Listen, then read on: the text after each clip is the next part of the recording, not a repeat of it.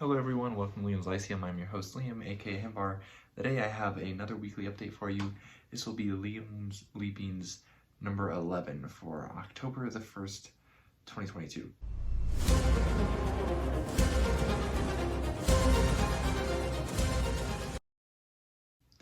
So I did not do one of these last week. Instead, on Saturday I came out with a short titled At FanX, just a couple tiny clips of me at FanX, because I, at the time, was at FanX still. I was there last Thursday, Friday, and Saturday. I left Sunday morning.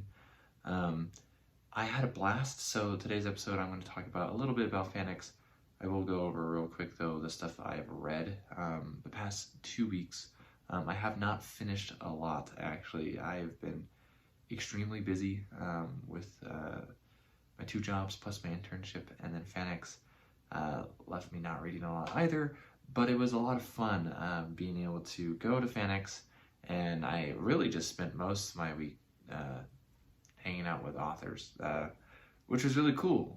Some might be watching this, or at least I expect Dave maybe will watch this, but probably not. So, but Dave, if you're watching, hi. Anyways, so I did start, not finish, I the Sun by Janet Morris. I realize this is the October buddy read, but this update comes out on the 1st of October, so I started this about a day before October hit, just because I don't know, it's what I had around, and so yeah, I started about halfway through. It's pretty darn interesting. Honestly, it almost seems like it's written like by a man, it's written by a woman, so that's impressive. Anyways, no, it's always hard sometimes, I feel like, for some people to get certain things right, especially when, I don't know, this guy just seems very interesting, and so I'm impressed. But it's pretty fun. I'll talk more about that in a review whenever I finish it. I finally finished Lynn Abbey's ultimate novel, The Forge of Virtue. I finished this today, actually, and I enjoyed it. It's not like great. Definitely doesn't seem like the story is finished by the end of the book. I would like to read the second book, see what happens with the story continuing. I like Abby, but kind of like some criticisms I've seen, the characters are not that likable. But her character work, I think, is still rather impeccable, because there's a lot of people in this world who are not that likable. And I had hoped to have this finished before the end of September, because I've been reading this for like almost a month now. At this Time of Twins, I slowed down a ton when I hit about the halfway point. I now have only about 80 pages left. I am enjoying it still, I'm just not going super quickly. This will probably be done by next week. I'd hoped, again, to have it done before I record this, but just hasn't happened. For example, I haven't read anything in it today, just haven't had the time. I am very busy, if it wasn't obvious. As far as the word horde goes, I haven't read anything really. I have, obviously, or else it wouldn't be in the video, but I read very little. I don't even think I finished a chapter. So yeah, there's that. Let's see, other books. I don't have, for example, 2 of these books actually. The Solar War, I don't remember even who this is by, but I listened to it. It is the first book in the Siege of Terra, which is Horus Heresy, Warhammer 40k stuff. I read Horus Rising at the beginning of the year, and then I have plans still to read books 2 and 3 of that at least. There's dozens more.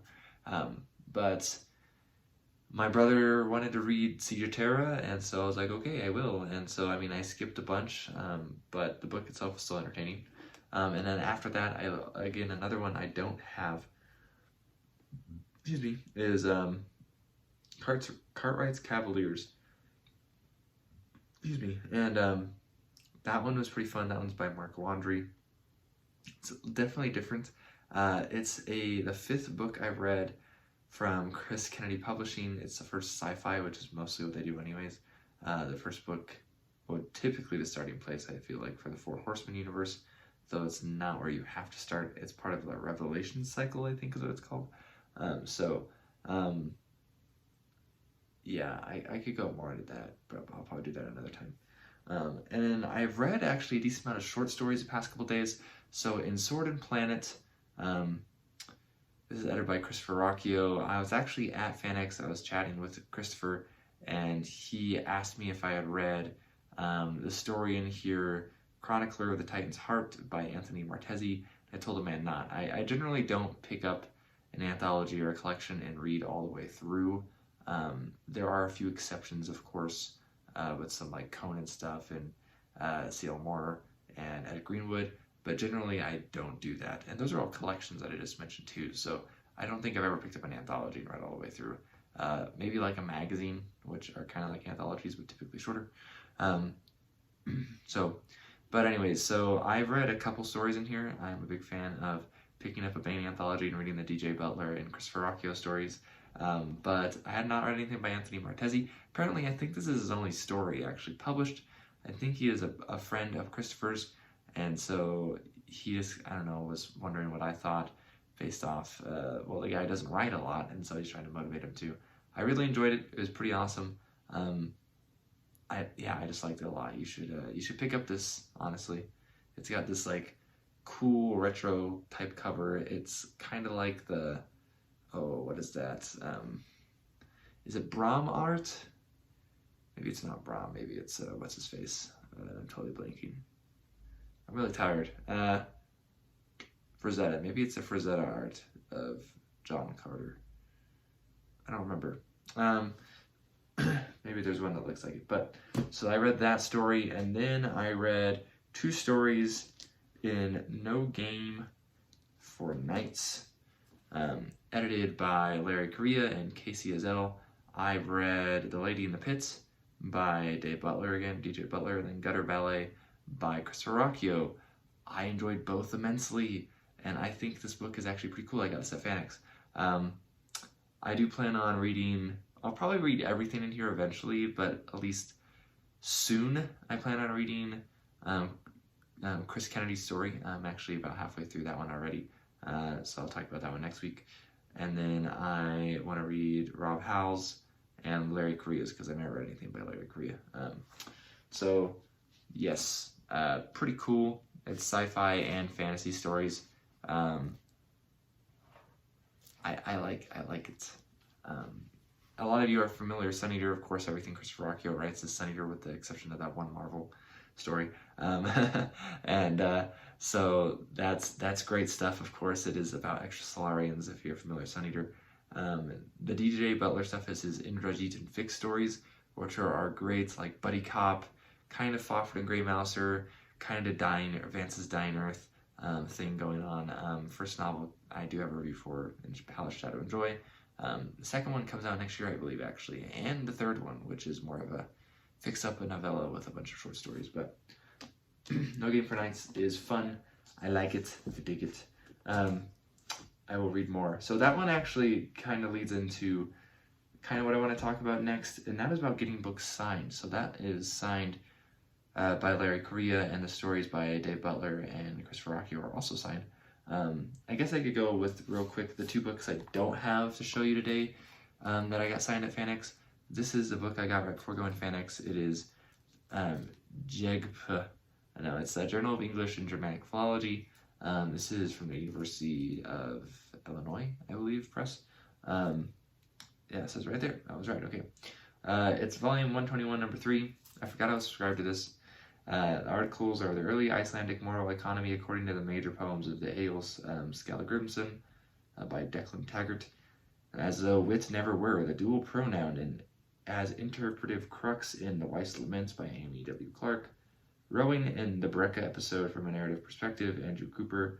And Little Lewis and Latin folk and Chaucer's prologue to the treatise on the astrolabe by Joe Stadelnick. Sorry, I probably butchered that.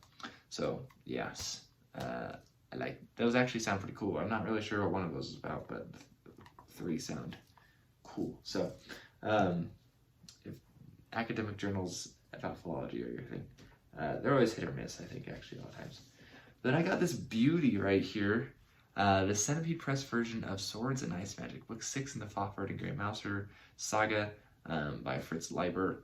It does tell you the title of the book on the spine here. I only have book 5. I didn't realize Centipede Press was a thing when books 1 through 4 were available. I found out they were a thing when book 5 was available, and I bought a copy of book 5. This is awesome.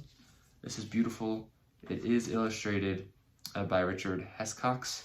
It has a bunch of interviews as well in the back. with Fritz Leiber. But like here's one by Dora Schweitzer from PhilCon 1990. Let's see what else we got.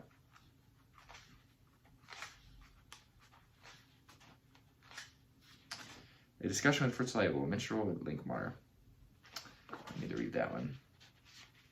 And there's also Monsters and Monster Lovers, which is a little essay back here, which I plan on doing actually probably a fantasy essay video on.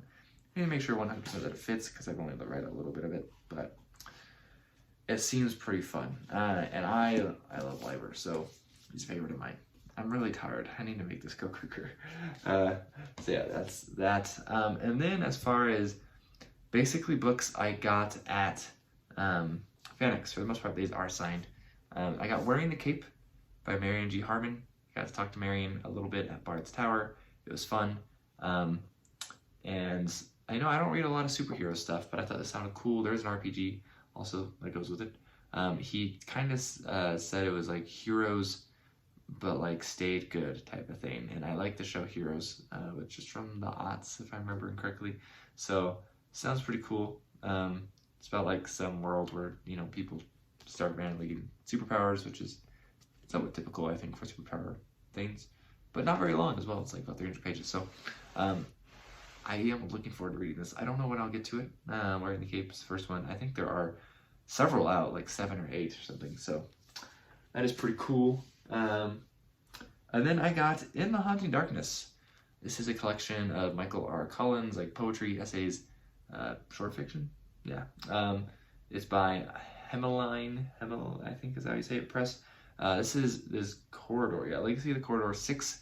I have number 1 actually already. It's over there. I got it signed because it's by DJ Butler. I actually got this one for free. The editor, Joe Monson, was kind enough to give this to me. I was telling him I like to read poetry on the channel, and so he just gave this to me, which is really cool. I look forward to getting through it. It's not signed. I should have got it signed by Joe for, you know, editing and stuff, but I'm looking forward to it. I feel like I've read something by Michael Collins, but I can't remember what. Honestly, I feel like I have though already. I haven't read anything of this yet. I mean, I haven't been back that long, and the weekend is nice. And then I got Son of the Black Sword by Larry Correia. I feel like I will like this. I've been looking at it for a while. I almost bought it a couple times. I did get it signed, so that was nice. Larry was one of the authors. There were a few authors I didn't talk to a lot, but like considering I was like hanging around by Larry's books for several hours for a couple days, Larry was very busy because he was probably the most popular author at the little booth there at Bard's Tower. So, but he seemed like a cool enough guy. He had a lot of books there.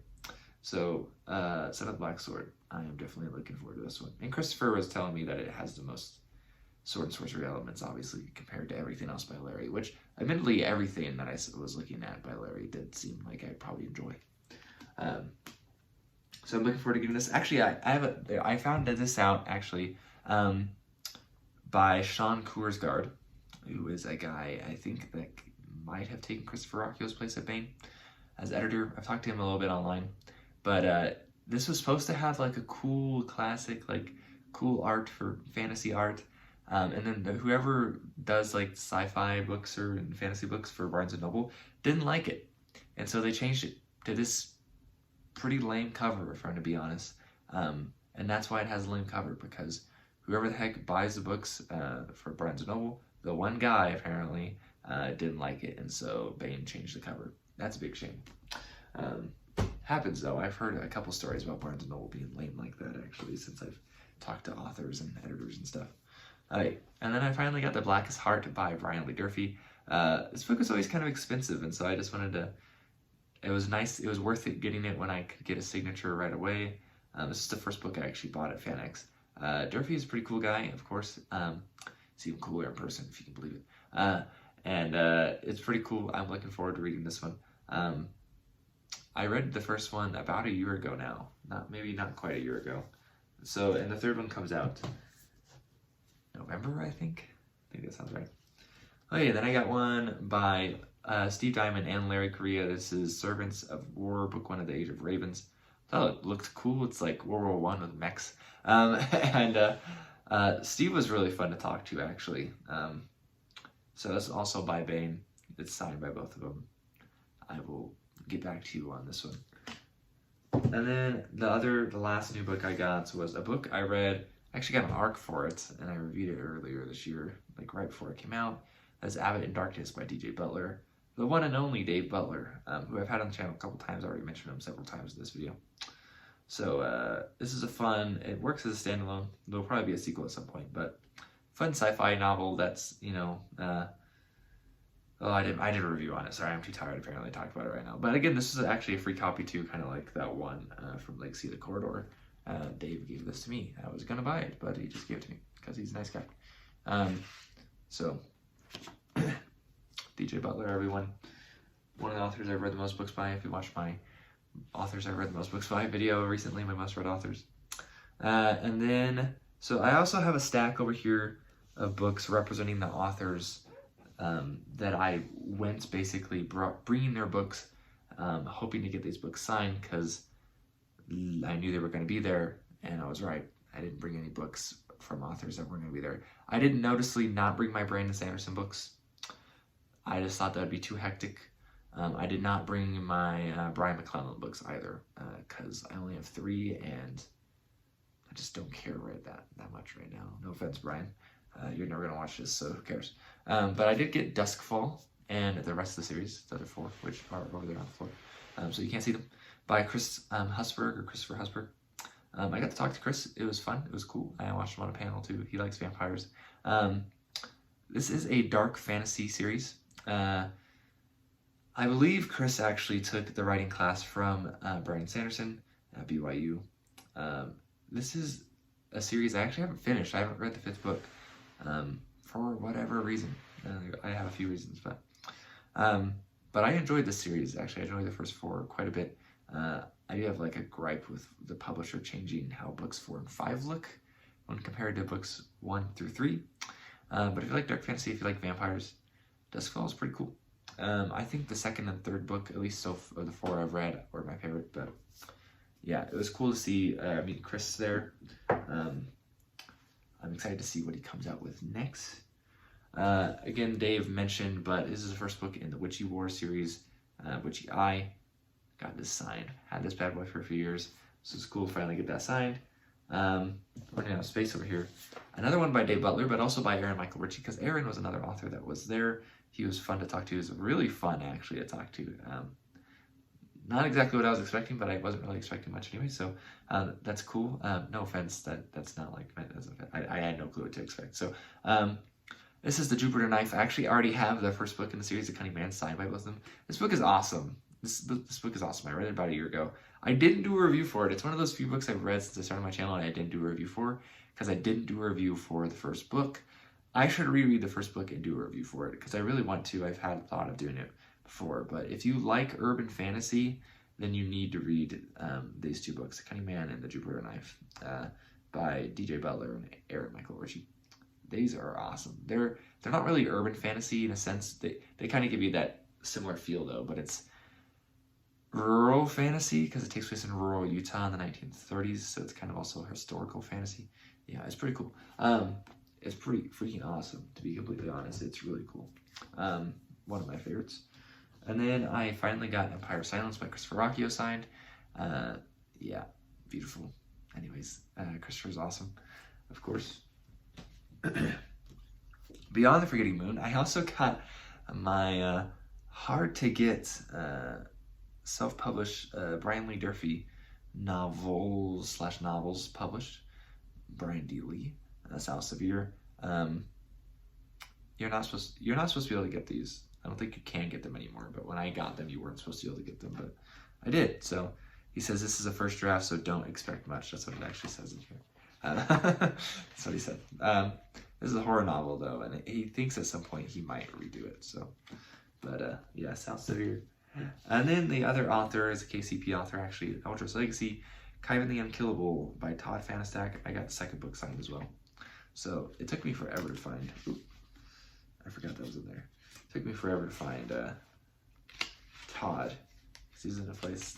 That place is huge. So where is the signature? Oh, it's right there. yeah. So, yep, got Todd to sign this too. That was really cool. So overall, I mean, this is a long video, gosh dang. It was a really fun time with FanX. I actually really enjoyed it. I realized that I didn't care for a lot of the stuff at FanX. 90% of it I didn't care for. I really only cared about the books. I didn't go see any celebrities. The panels were cool, admittedly. One of them was awesome. There's one on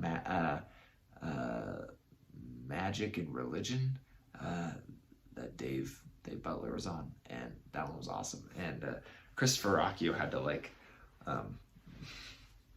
walk out basically right at the end, you know, to take a chill pill basically. But it was great. One guy I didn't get to really talk to much while we were there, but kind of saw a little bit of, was David J. West. I'm actually reading a short story by him right now as well, so I should have that one finished. I kind of like that Chris Kennedy story next week, so I'll talk about it then. But he seemed like a pretty cool guy. I also got to talk to Father Gabriel, who is a Dominican, I believe, priest. And I got to go to that little talk at St. Catherine of Siena. Christopher Rocchio gave, so I got to go to that on Thursday. If you're on the Sun Eater Discord, you probably saw it. It was not recorded, so sucks to suck. No, no, it was fun. It was really fun actually, and it was cool to Father Gabriel to put that on. It was funny, you know, seeing him at FanX because, you know, he was getting comments about how good his cosplay was because, you know, he's dressed like a priest. But he is a priest. He's not cosplaying as a priest. So that was pretty cool. And he was fun to talk to. I didn't get to talk to him as much as I'd like to, actually. But such as it goes. So it was a really fun time. I really enjoyed it. Exhausted myself by going to bed so late every day.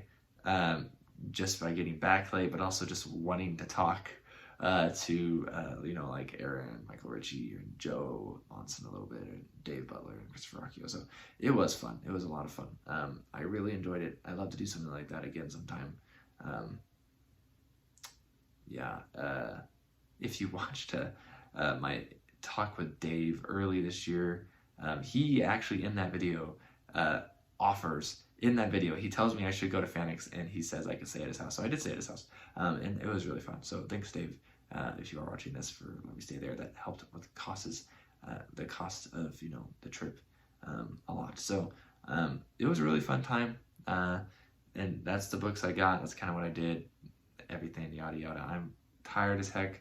I got a lot of good reading. I'm hoping to get in, or at least start this next week. I mean, it will be good. It might not be a lot.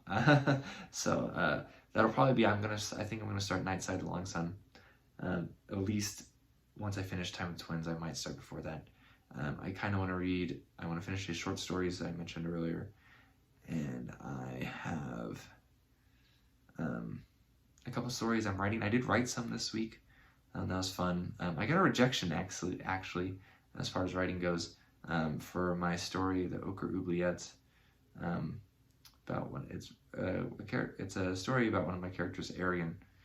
If you want to read it, and it's 3,000 words, I'm going to try to figure out somewhere else I can submit it.